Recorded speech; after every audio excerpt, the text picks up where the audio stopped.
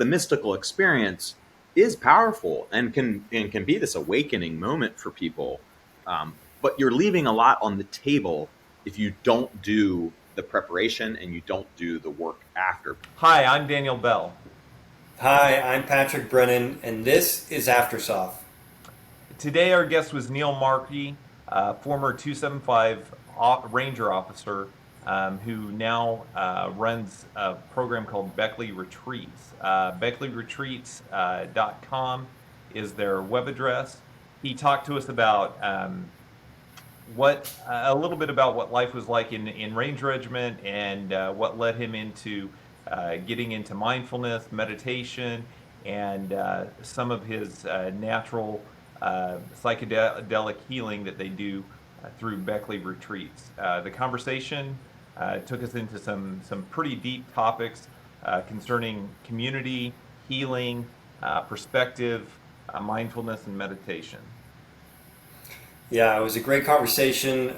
Talked a little bit about the science, the mysticism, but most importantly, just how to apply new daily habits to your life and utilizing psychedelic therapy. Hope you guys enjoy.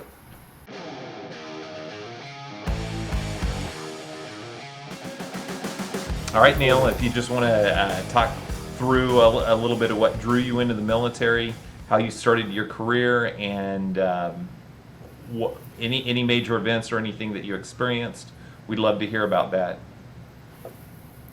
Yeah, I was a 9/11 joiner. I was in college when 9/11 happened, and then left shortly after to enlist. Kind of went through basic training. I apologize, there's like this truck in the background, this ambulance in the background now. And then ended up coming back to school. Is that super loud? Should I just wait? That's awesome. Welcome to New York. Right.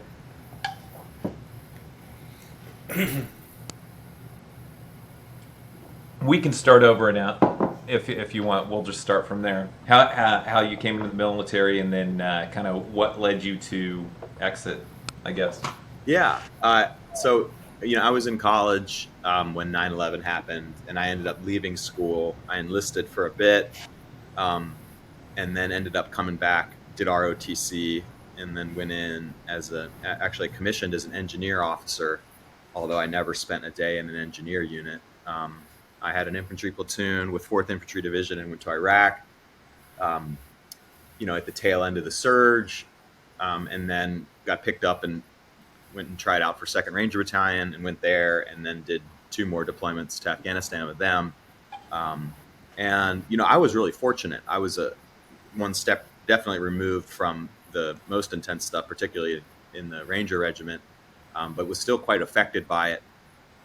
There's like trauma in these organizations, and it left some marks on me after being in there for a while. And I still to this day don't know how men that were there for a decade or more and had done 12 or 15 deployments by the time I'd done my first, were still holding it together. I mean, it's just beyond me.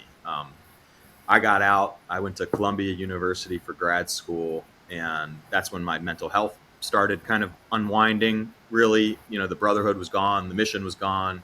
I was in New York, which is like complete fish out of water, and had tried lots of different kind of traditional approaches. So antidepressants and anti-anxiety medications. I think I cycled through every known sleeping pill known to man, and nothing was really helping. And I ended up finding meditation. This guy I got connected to, I think, saw how much I was struggling, and he taught me meditation. And then through that same network, I got into psychedelics. My first one was psilocybin, but used in kind of a way of healing, with the intent of healing. And that was transformational. And then, I went on to kind of have a handful of years where I went really deep on meditation. I got quite into psychedelics and trying to heal myself, and ended up doing a teacher certification in meditation, started teaching meditation, finished school, and was doing really well. Had let a lot of this stuff go. There's this saying that I think is appropriate, which is the deeper the trauma, the more times it needs to be let go. And I was shedding things, but I was doing the work. And then I ended up taking this job with McKinsey and Company. And then I ended up in private equity and kind of, I ended up, I would say, a bit off target from, work that is in alignment with who I want to be as a person and, what I believe is doing good stuff in the world. So I had this 5-6 year period of where I think I went backwards in terms of my well-being, and then, kind of got to another bad low point. And then a few years ago left, and I've been kind of devoting my life to taking care of myself and helping others find this incredible transformational work. So sorry, that was probably a bit long-winded, but we can poke into any place of that and expand if you'd like. No, that's some really, like when I think of Second Ranger Battalion, I know a lot of people when you get into the Ranger world, Third Battalion, because they're there at the flagpole. Everybody is, and we think of a Bravo, 375, and Somalia, and that whole heritage that we've seen. But 275, they were with us during Operation Red Wings, and they've got several people, Leroy Petrie and whatnot, that have done some really big things as far as battles and whatnot in the war, and that's your battalion is 275. So you want to talk a little bit about the trauma? That's Pat Tillman's Yes. battalion. You know what I mean? I mean, he had been killed by the time I got there, but his legend was everywhere. So yeah, I mean, it was larger than life guys. Yeah, Petrie got the Medal of Honor. I wasn't in any way involved in any of that battle, but we got to be with the guys when he was presented with that, which was pretty incredible. It's surreal.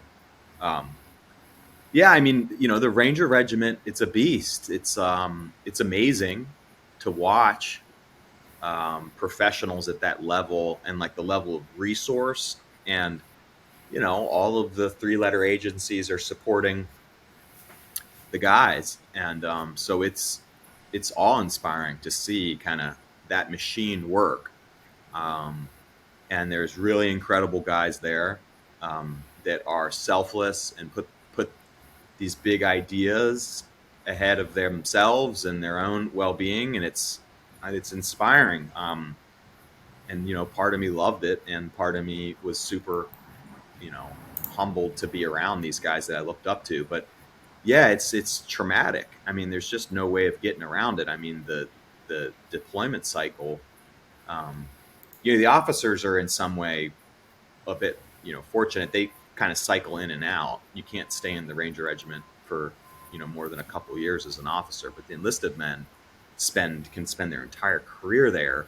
And so when I got there in 2009, a lot of the guys were already on their 10th or 11th deployment because they had been deploying nonstop since September 11th. So it's just like insane. It's hard to really appreciate how intense that is. And then when you'd hear the guys almost talk about being overseas as being a bit of a break because they'd only have to kind of worry about the missions, which could be generally like pretty short, intense, but short, in terms of duration.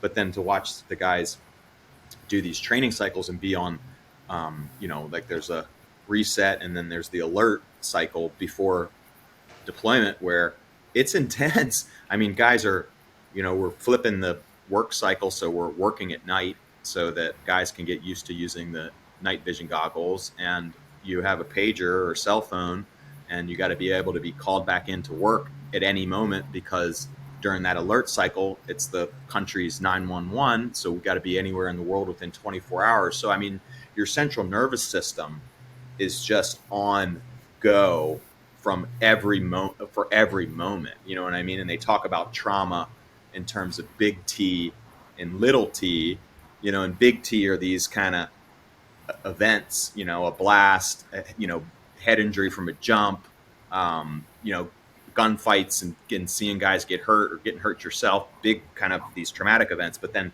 what's also happening is you have this little T, this just chronic overload on the central nervous system that is happening for for years, right? Like you never get a break, and it wears the body out. It wears the central nervous system out, and it's in the org. It becomes part of life because everybody there is there. It becomes the new normal, you know what I mean? You're not interacting with many other people outside the Ranger Regiment. It becomes your life, and you don't even really have a frame of reference on how kind of, you know, abnormal it is until you get out and you have some time to reflect and you look back and you're just like, oh my god, like intense.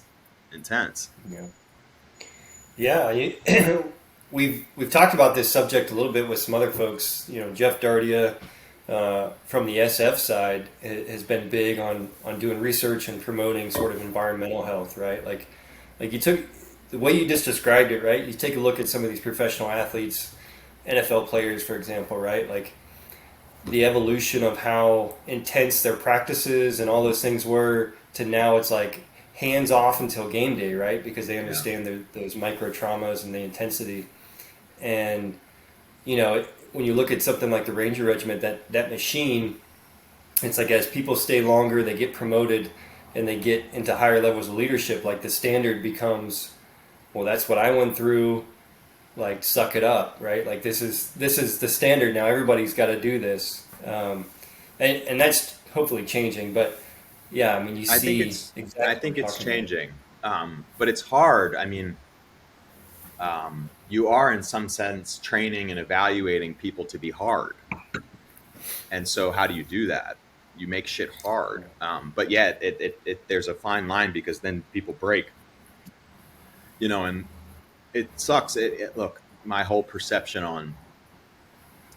on war and, you know, the military industrial complex and this whole, it's all different now 10 years later, no question. You know, the reality is it's hard to figure out how to do that. How do you make, if you accept the fact that we need a fighting force and they're going to be doing this intense work, you know, how do you train for that at the same time trying to keep people human and well? I mean, it's nearly an impossible task. You know, it's not. Mm-hmm. They're so counter to each other, right? Like it's so yeah, it's not easy, not an easy fix. Because at least, you know, with you know, I do think there's a lot of analogies and things to be learned, like you said, from like elite athletes. But, you know, their combat is not combat. You know, their performance is not killing people, and there's just there's a difference that will never be the, you know what I mean? It's like it'll never quite be apples to apples, you know, because it's a whole different thing. So yeah, no, I mean it's you know, 100% right. I mean, these are big conversations, big political conversations as things, you know, as the military evolves, I guess is the term folks are using, as the drawdown and new adversaries around the globe. Like, yeah, I'm in the same spot, right? Like my position on it, obviously I don't serve anymore, right? Like I've got a new outlook on how that stuff goes. But yeah, there's times when lethality and readiness are important for in the political sphere of things, right? Like I think James Mattis said it best, is like, you know, in order for democracy to survive, or for you know, you have to have a force that people fear, right? Otherwise they'll come and take it. It's not so much just about action, it's about having it ready and able. So yeah. And when we're looking at this readiness, even in the SOF world, I think that your organization was more similar to my organization. The one, you know, being in the 160th, we had these shorter deployments, but it was continuous. I think everybody that I know that's either still in it and made it to senior leadership within the regiment, they're you know, they have, some of them have over 20 deployments. And you've got these training cycles and everything else, and then when you come back, you know, where's the rest? where special forces guys, maybe they're doing 9 months, but then they're coming back, and where's the rest? I'm interested because I know Thor started in 2009, I believe. Were you involved in any of the? I guess you could term it prehab versus rehab. Did you have any involvement there at 275 with the Thor program? Yeah, I mean, my memory's not going to be iron tight on this, but that was the performance coaches that came Mm-hmm. in, and yeah, I think there was more of a focus on baselining TBI stuff. Yeah. I mean, there was all kinds of head injuries happening, and we didn't even talk about it. And then that people at least started kind of asking that question. I remember that, so they were trying to do some new things. And it's tough too, the mental health thing. It's easy to say, oh, the Army's all screwed up or whatever, or VA's all screwed up. I don't think that's the case at all. Actually, I think that they're actually doing a pretty amazing job given the circumstances. But yeah, the mental health wasn't. I don't know, man. It was just hard. At one point in time, he had 3 suicides in 90 days. So it was like it was around us. This mental health crisis was around us. But for people to make progress on their own mental health, they have to want to do it. You can't top down it. You can't line up a bunch of Rangers and say, all right, everybody's going to have an hour with the shrink and you're going to do it. Like they have to come to it on their own. So it's just super hard when you're trying to one side of your mouth say, hey, take care of yourself. But then there's the reality of the work and the day to day. It's just like, I mean, it's a nearly impossible thing. One's got to give. You either got to stop sending people to war, or you got to accept the fact that there's going to be some massive fallout from people being in situations that human beings aren't supposed to be in. Mm-hmm. Yeah. So when you got out, what drove, because you got involved in mindfulness shortly after. Yeah. But what drew you to the mindfulness? Was it being involved in industry post military and then realizing, oh hey, I need this, or was there something that drew you in? Well, there was a couple like seeds planted. There was actually some Delta guys that I met that had an impact on me in one of my Afghanistan deployments, and they talked about meditation. And they would do it before missions, as opposed to what the Rangers would do, which was like listen to really intense music and get hyped and get pumped, and like it was just a different approach. Although I didn't really think it. I don't know. I just I remember thinking like, yeah, that's for y'all. But even though I looked up to these guys, I didn't really think it. I didn't think it made much sense. And then there was also this. I should know what this is, but yeah, I forget what it is. There was something started at West Point around brain health and mindfulness, and one of the former colonels that I got to work with led this center on 27 or on Joint Base Lewis McChord that was doing some of these like mind game things, but it was around mindfulness. It was around paying attention, and so I was like lightly exposed to it, and then when I got out. I found it almost out of desperation, I would say. I kind of had tried all these different things to try and right the ship, and nothing was really working. And I was starting, I was drinking a lot. I was isolating. I was going through a divorce. At the same time, I'm doing well professionally, right? So you can have these really tough, seemingly positive exteriors while the whole inside can be melting down. And that was me. And then I was fortunate to get connected with this man. His name was Home Nguyen, and he had long-term seasoned meditator. And I think he was one of the first people that saw how much I was struggling, even though I was the Ranger captain. He kind of saw that things weren't well, and he taught me how to meditate. He took me on some of these long form programs, and then I had this intuitive sense. I remember it like so clearly. I remember knowing like, oh, this is something. Like this is hard, but I know I need it. And I remember sitting and trying to, you know, just focus on my breath and not being able to count to 2 before my mind would jump. You know what I mean? And it's because now I know I was in a state of fight or flight. I was in this, and I had been for many years, and didn't even know it. Like I didn't even know, didn't have the awareness to know. But very early on, I was like, well, I need this, and this is going to be helpful. And luckily, I did have the soldier's discipline or whatever you want to call it, and I just like hammered at it. And then I started to notice this like big shift, and then now it's like a huge part of my life. And I ended up, doing a teacher certification in it, and I love teaching it. I love sharing it. I'm still learning myself. I'm still, it's really, it's an incredible practice. And I think sometimes, unfortunately, it gets drowned out by all the noise. But in most spiritual traditions, and even like if you kind of, break down the different research around different well-being practices, meditation is foundational. It's not just like another thing. It's like you got to do it. It changes people's lives if they can have discipline. Unfortunately, it's just not sexy. It's the opposite of sexy.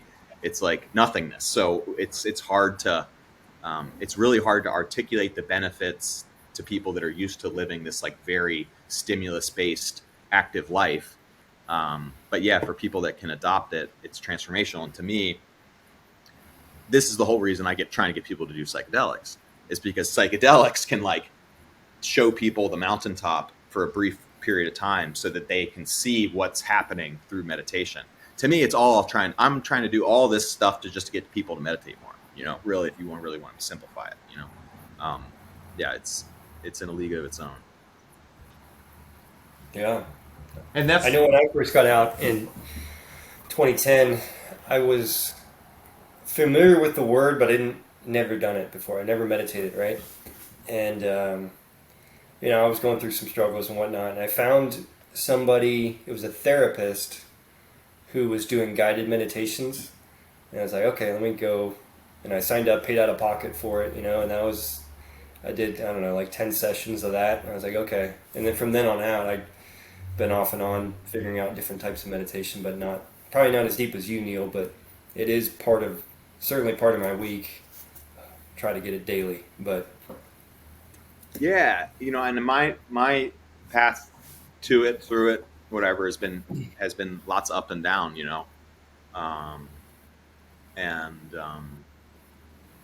yeah, something over the last handful of years is finally kind of like locked in, and now I don't know what it is. I've developed a base of enough to where it's just part of who I am. I just do it, and like if you guys have, I'm sure you guys have both kind of had. To me, it's quite similar to fitness. It's like when you're in that regular routine of working out, it's not like an effort to go to the gym. It's like you need to go to the gym. You are drawn to the gym. Whatever has happened with my meditation practice, that's how it is now. It's like, oh, I know I need to sit and meditate because I can sense in my body this misalignment, and just like I know I need to go work out to burn off some steam or whatever, or like kind of get that feeling. Like meditation is similar now, where it's like, I can see that I'm very reactive. I can see that I'm quite stressed. I can sense my central nervous system is triggered. Okay, I know what to do. But it takes reps. It takes practice. That's why, yeah, it's a practice. You got to do it. You got to keep getting back on the horse every day. I mean, yeah. I guess that brings us kind of into this question. I heard you on another podcast talking about evolutio. Uh-huh. Is that kind of part of this, like you codifying this practice and everything? Can you speak a little bit to that? Yeah, so that's all been absorbed by Beckley retreats. Okay. Yeah. Evolutio and Beckley retreats now are offering these well-being programs that are comprehensive. They incorporate lots of different well-being modalities. Obviously, meditation's one of them, and is like a foundational one. And then they also incorporate psychedelics and the mystical experience, because I've not found anything else that can wake people up and get people to pay attention like a significant dose of psilocybin or something else when used in the right way. So now, I mean, that this is I think my life's work, and what I'm working on full time is creating these programs that give people the right preparation, give people these incredibly powerful experiences, but in a safe way, with like world-class facilitators and kind of, all of the right inputs, all the safety standards, and then the right follow-up afterwards, and so, at Beckley, it's an 11-week program. That might sound a bit intense, but it's 4 weeks digital, and that's the preparation. So we teach basics of meditation. We teach some of the breathwork exercises. We encourage some of these lifestyle changes that are really important. I mean, many of us, God, myself included, at many points in my life, you get in these cycles where it's like you're doing an upper in the morning and a downer in the evening. It might be caffeine and alcohol. It might be, amphetamine and sleeping pills, right? Like, and God, so many of us are in these cycles to some degree, and that is just wear and tear on the central nervous system. So we try and encourage people where appropriate, like, get off some of that, take a break. And then we give people these retreats, which are in person, primarily in Jamaica. We do some programs in the Netherlands, but primarily in Jamaica. And then we're doing this work together. It's groups of 15 to 20 people. We're meditating together. We're doing the breath work together. We do some like Western psychotherapy stuff, so we're trying to have this blended Western kind of scientific rigor approach, but also respect some of the indigenous tradition and some of the, the spiritual learnings around this work. And in a 6-day program, we have 2 psilocybin sessions. And those are they're hard to articulate, but if you guys have had some experiences with ketamine or something, they can be transformational, and I would say even do them. You can go do ketamine, you can go do psilocybin on the underground in lots of places where it's like one-on-one with the therapist. I think there's value in that. What we do is different. It's in a group, and it's with like 5 or 6 facilitators who are they're artists. You have to see what they do to watch this production, and these sessions usually last 5 to 6 hours. It'll feel like the shortest 5 to 6 hours in your life. At the same time, it feels like the longest 5 to 6 hours of your life, which seems mutually exclusive, but you got to experience it to be able to see how that can be possible. And then, so 6 days on retreat, and then we have 6 weeks of follow-up digitally. And this is where we're encouraging the formation in these new habits. And if you look at it from like a neuroscience perspective, the brain, when you give individuals these larger doses of psychedelics, they make the brain more malleable, more plastic.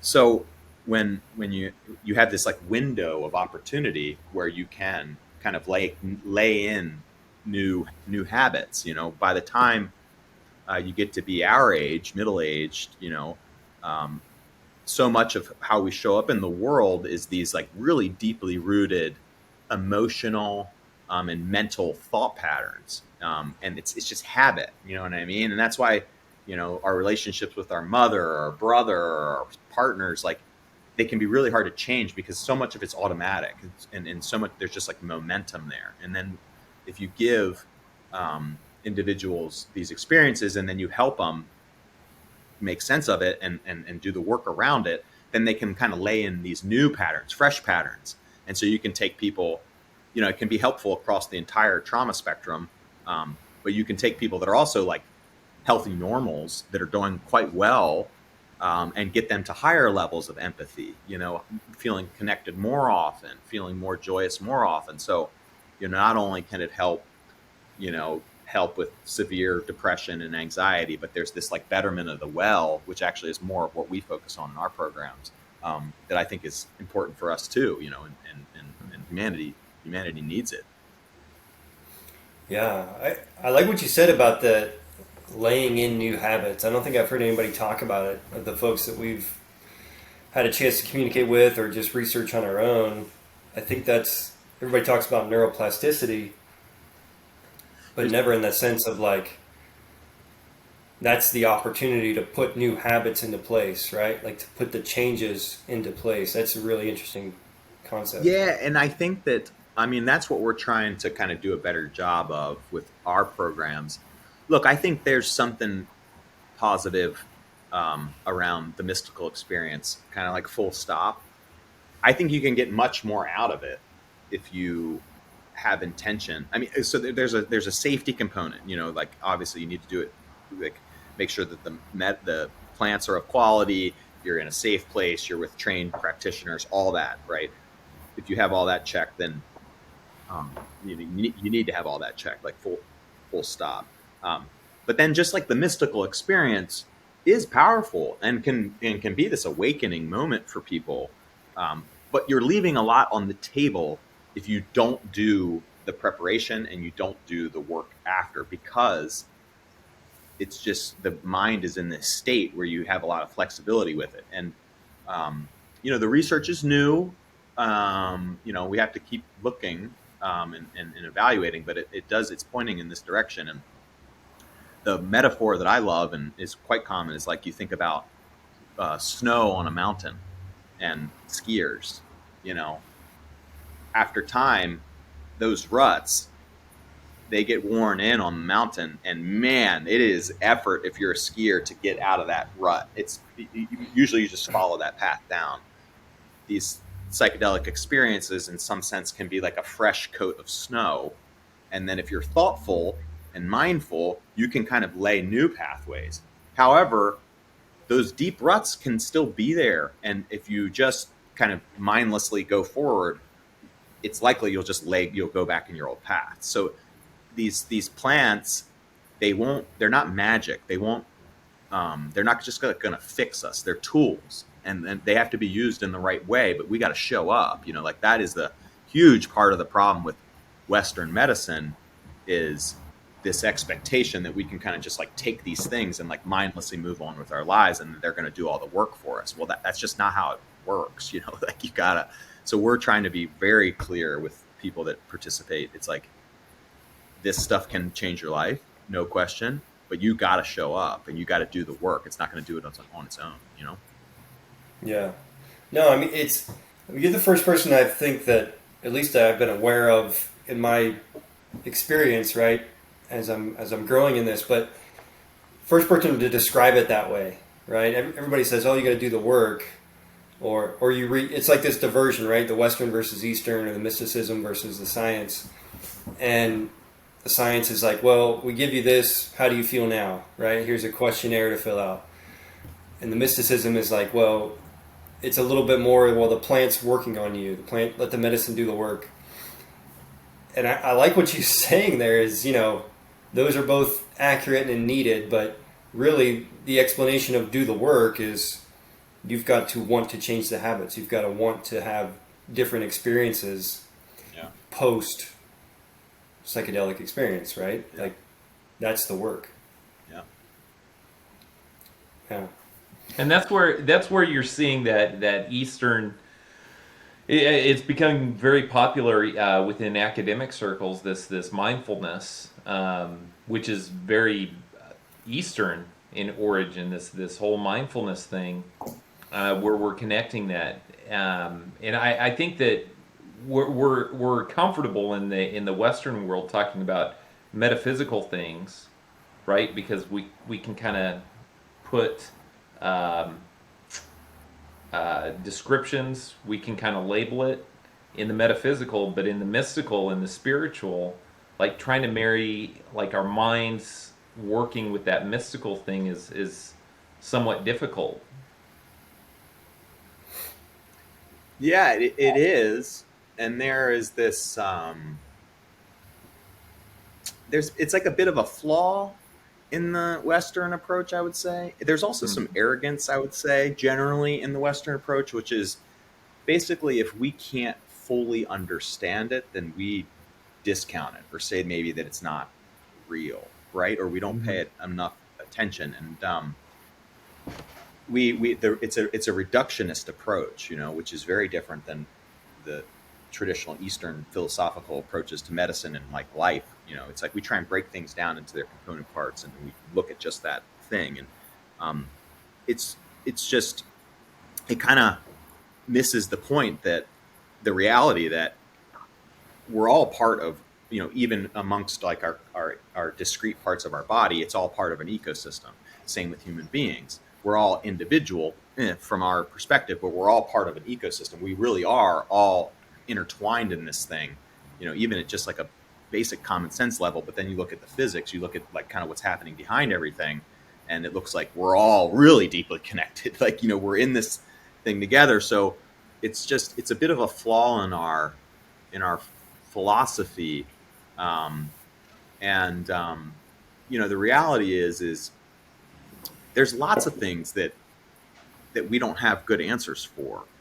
And so, but that doesn't mean they don't exist. I mean, you look at, like, again, from a physics perspective, like the smallest kind of unit of being that we can see is like or that we can, have conversations around, is a quark. Well, it's pretty much agreed upon scientific fact that quarks come from nothing, that they appear out of nowhere. Okay, well, well, if you accept that, then there's lots of things that are happening that are beyond our ability to fully rationalize or make sense of, and that's okay. Humble ourselves, and try and learn, but we're not going to be able to draw a straight line and prove everything on a chalkboard. It's just we're not, but that's okay, and we can all like take a deep breath and kind of just sit in that. But yeah, we've missed a lot in the Western approach to life because we've needed to solve everything, right? And there's just some things you're not going to solve. Yeah. And you can't bill for that. Yeah, and you can't bill for that. Oh God, yeah, we could do many episodes on the troubles of the existing system, but another Yeah. time.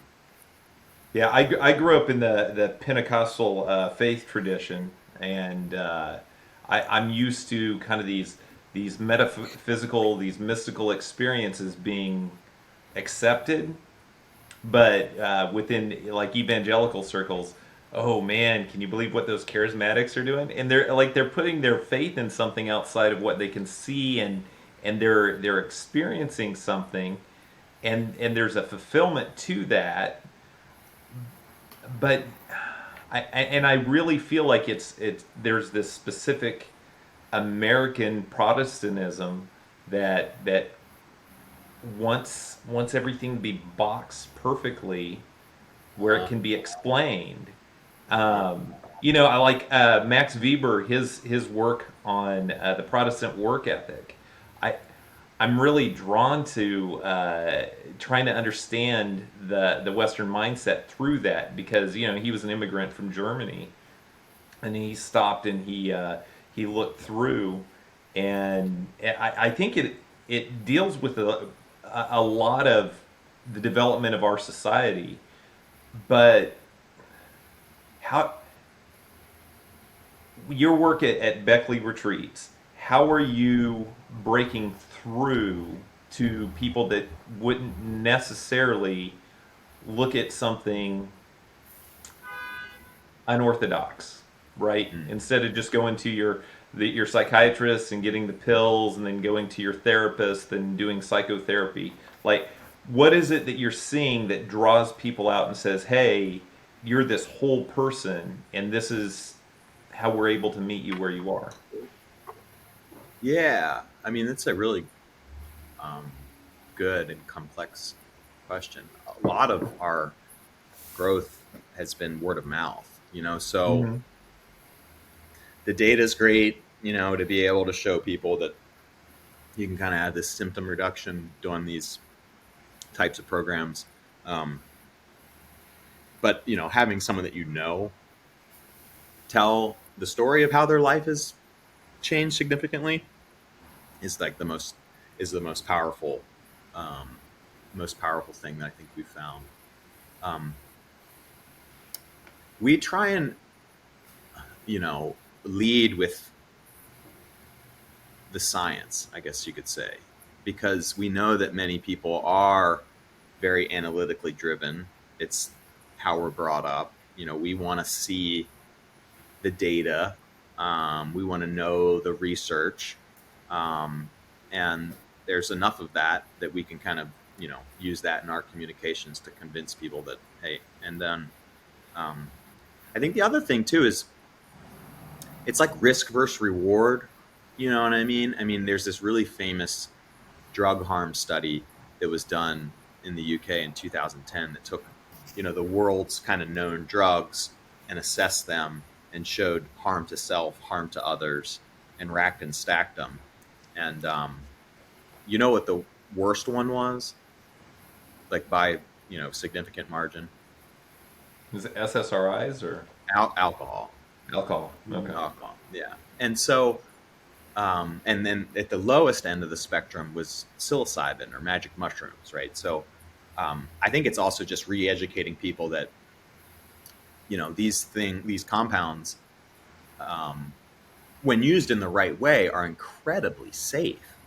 So it's kind of like, what do you got to like? What's the downside? You know what I mean? You could, if you look at the research, or speak with some people that had the experiences, have this life-altering positive experience that like changes how you show up in the world on a day-to-day basis. Worst case scenario, it's like, I wasted a bit of time. You know what I mean? So it's like, it's just helping people, see the reality, and get rid of some of these legacy, uninformed perceptions that are out there. Yeah.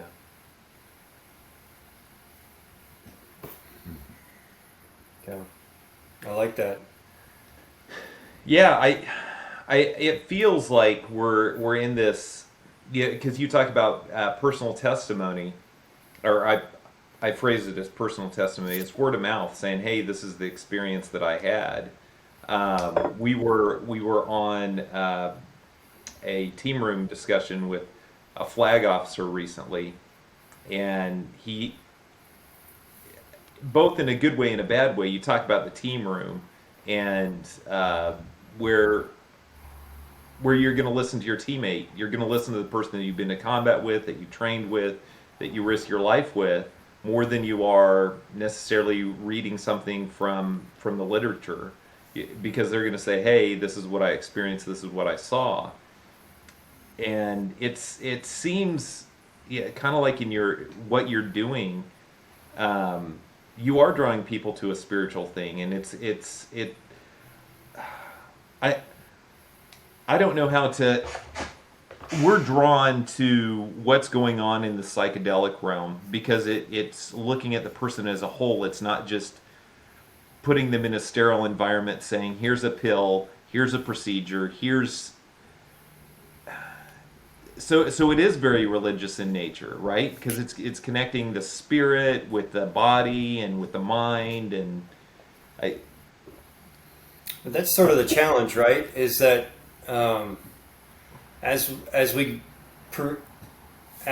institutions pursue whether it's decriminalization or legalization, or removing it from Schedule 1 status to use in psychotherapy, you sort of get this, the Western medicine, again, it goes back to the magic pill, right? You take this pill in a therapy session, and then you're a new person, right? Like, you wake up the next day and everything's great.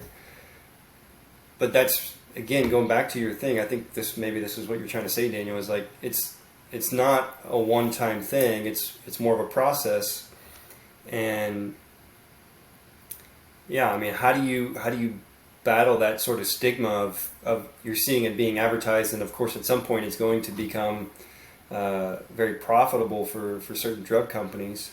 So how do you combat that imagery of hey, I'll just go to this therapy session once a week or once a month and do the pill, and then I'm done. I don't need to change any of my habits, right? It's not. I don't. How do you change that stigma, I guess, and make it more of a balanced approach of it is a spiritual experience, right? I mean, regardless of what religion you follow. Yeah, and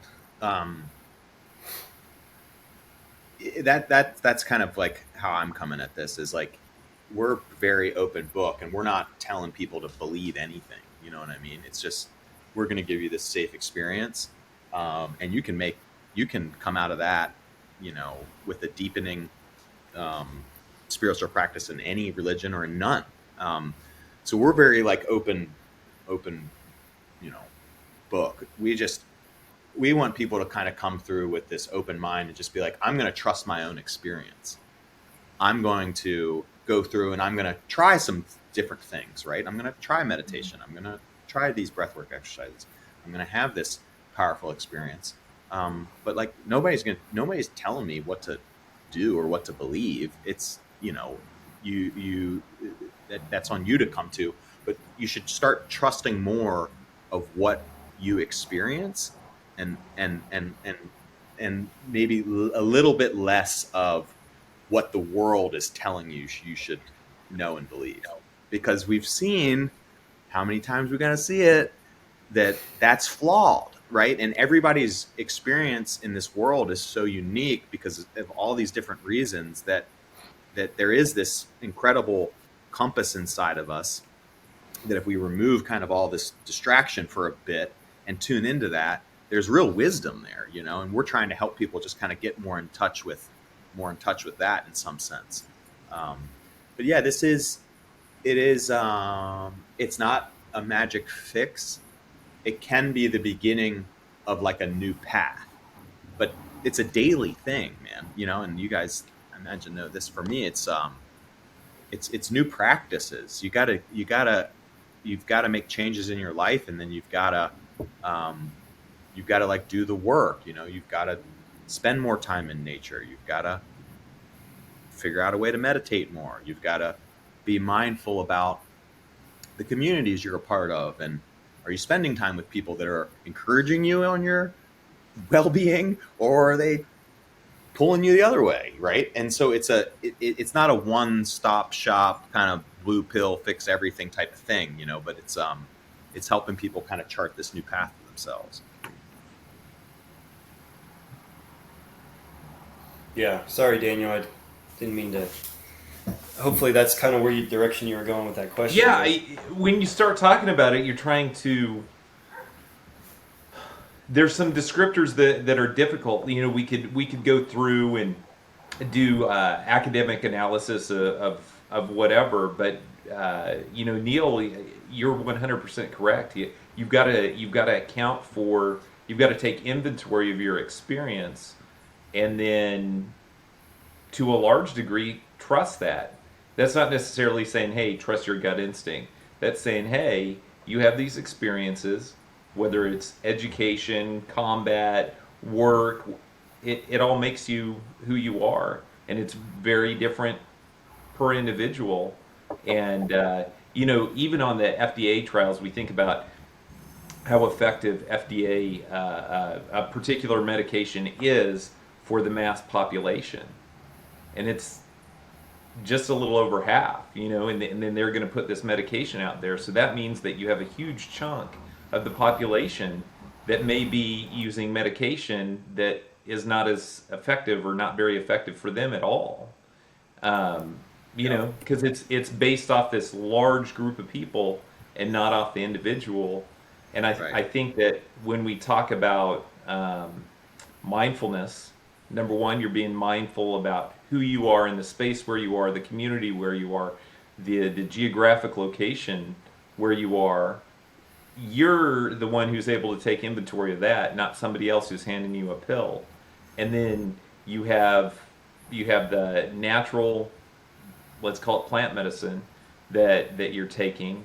And so there's this big accounting of everything that doesn't take place when you go make that appointment, check in at the doctor's office, sit down, get the pill. and experience the thing that society says you're supposed to experience. Hmm. Yeah. Yeah. I Go would ahead. ask you, Neil, too, kind of on that subject. You know, it's easy if you type in psychedelics and PTSD or anything, like you're going to get organizations that pop up that are helping to push the movement forward to get this as something to help veterans, right, or anybody that has traumatic experiences. And you know, you can talk about your journey with it, right? Like it is a journey, right? I think that's the big point I'm trying to get across and learning is that it's not a it's not a one-time thing. It's not a two-time thing, right? It's exposing you to a new journey of healing, and not sort of this is a treatment, right? It's a journey process. Yeah, I think so for sure. I mean, and you can kind of get clear and let things go, and I would say kind of be really living in sync and have made a lot of progress, but then life continues to happen to us on a daily basis too, so it it doesn't stop. You're getting stuff thrown at you, so yeah, it's a journey for sure. It's a journey for sure, but it's like it's very worthwhile, and look, I'm no, in no way, shape, or form um like living perfection or anything even remotely close to that. But if I look at where I was 10 years ago or even 2 years ago, I'm I'm generally happier. I'm also, I would say, more patient. I'm more kind. Um, my relationships are generally better. So it's trending in the right direction. It's not, but it's Mhm. not like a magic flip. But things are. But I'm also like doing the work. And I've had times where I wasn't doing the work. I had this few-year period in there actually where I would say I completely fell off the wagon. I ended up in a toxic work environment, chasing money, and ended up in a pretty bad spot. So it's like, you got it. It's a practice. It's a journey. It takes work, but it's worth it. And we've the other thing that I think that is missing a lot of times in Western approach is it's like the doctor and the individual, and it's like the doctor is going to solve the individual's problems. Um, it it just doesn't really work, maybe for like broken arms or like some real acute stuff, like some um, viral disease or something. Maybe you can look at it that way, but most of this deeper work, it's the individual kind of doing it on their own with help from tools and facilitators. But like, you got to have that ownership, which is really important.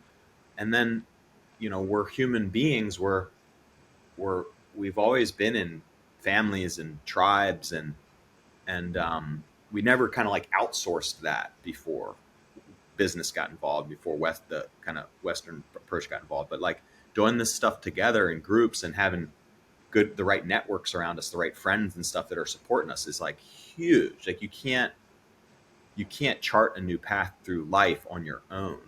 Like, you got to have the right team around you, the right brothers and sisters around you that you can lean on. And that, so how do we get people connected to those new networks is really important too. Yeah. Yeah, I go back in this conversation that we've had, or that we've been having, with different organizations and different people involved in this, and it feels very comfortable coming from a religious background. There's a lot of comfort in that, and what you just said about we've never practiced this stuff as individuals. It's kind of that community, and I think about going to church on Sunday morning and people worshiping together and having these conversations about life, the difficulties that we have, and where we can work as individuals. And that as individuals, we've got to put the work in, but together we can strengthen one another. Yeah. And I don't I don't see that on the clinical medical side like we do in this kind of this holistic approach that you're talking about. Yeah, we need it. It was part of the fabric of our society, and we've lost that now because we've kind of made a hard pivot away from organized religion to some extent Mm-hmm. collectively, which I understand, right? Like I've had I still have some, issue with some of the things that I see in organized religion, but I think my mindset now is we don't have to throw out the baby with the bathwater. Like I can take what I see value, and I don't have to take what I don't see value in. Is there value in community and people coming together to support each other and like in reverence of something that's larger than ourselves, whether it be nature or the field or whatever you want to call it? Is there something valuable there? My God, yeah. That's a huge gap right now. It's this individualistic mindset in the Western way is what's driving a lot of this issue, that we're seeing at the macro level. It's like we've lost that sense of community and connectedness, and it's yeah, it's we need to find a way to get it back. Yeah, yeah. So with Beckley, since we talk mostly about AfterSOF, what is Beckley Retreats doing to reach out to veterans, or can you speak a little bit to that area, your specific work as a veteran, working with veterans? Is there anything that you can advise or talk about that would draw some people to a point of healing? Yeah. So there's a few veteran nonprofits out there that are kind of laser focused on veteran psychedelic healing. One of them is Veterans Exploring Treatment Solutions, shortened it's VETS. It's led by Marcus and Amber Capone. They're amazing. They do great work. We have a partnership with them. And then there's another organization, Heroic Hearts, which is led by like a really dear friend of mine. His name's Jesse Gould. And both of those organizations raise money and get it to individuals to sponsor them to go on these psychedelic programs, mostly out of the country, exclusively out of the country for the most part. And they're amazing, and these guys, Jesse and Marcus and the whole crew, they've devoted their life to this work, and they've been healed from this work, and they just want to get it out to others. So if there's folks listening that want to potentially participate in a program, you should reach out to them. If you want to support, God bless, please. Like they need the resources to help fund individuals to be able to go on these programs. So we, work closely with those two nonprofits. And then what do we do as an organization is we have sponsored spots in our programs where, we essentially give free or like drastically discounted spaces in our programs to vets, Heroic Hearts, and we have a bit of a scholarship program for ourselves on the side where we bring in at need groups. And it's my hope that, and we've been doing this actually on the programs, is I would love where, if we have groups of 15 to 20, individuals, non-veterans, that in each program we have 2 or 3 veterans, right? And I think that from what I've observed, sometimes depending on the level of trauma and, there's a lot of contributing factors. Sometimes veterans, it's best go through a veteran only group, do that work. For some veterans that maybe have done some work or like their trauma story is a bit different, having them come and participate in a program with non-veterans can be really a really special thing. And I think that when the non-veteran community sees a veteran that has like lived this intense life take a step forward and is vulnerable and shares, and like it's such an invitation for the non-veterans to like open up and be like, okay, the warriors like put the armor down, like so I love that. I mean, it gives me like chills talking about it now. So I mean, that's my intent for this thing is to keep supporting the veteran nonprofits through donations and through like, our collaborations, but then also have, veterans in each of our programs kind of going forward. Yeah.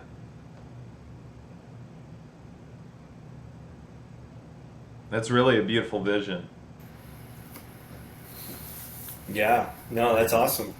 Very cool. There was this event this year, Chief Phil Lane, Native American tribe leader in Texas. And there's the Warrior Angel Foundation, which is actually some hitters. You guys know the Marr brothers? You guys must know them. Yeah, they're hitters. I mean, they're amazing human beings. I love those guys. They organized this event for all Special Operations veterans, and it was with Chief Phil Lane and his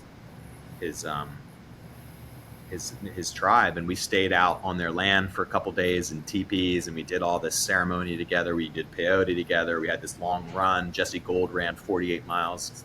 Crazy person. But it was so beautiful, and the local elders of this tribe who've been doing peyote and this healing work amongst their traditions for as far back as we can see.